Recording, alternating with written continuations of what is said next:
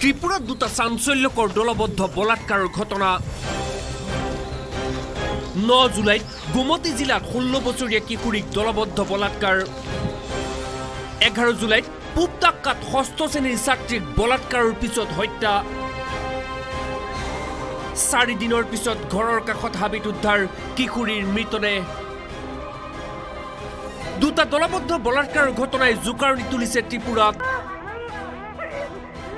প্ৰথমটো দলবদ্ধ বলাৎকাৰৰ ঘটনা ত্ৰিপুৰাৰ গোমতী জিলাত লম্পট প্ৰেমিকে 5 সহযোগীৰ সৈতে মিলি বলাৎকাৰ কৰিলে এগৰাকী 16 বছৰীয়া কিশোৰীক পিছদিনা মুমূৰ্ষু অৱস্থাত পৰি ৰোৱা কিশোৰীক উদ্ধাৰ কৰিলে পৰিয়ালে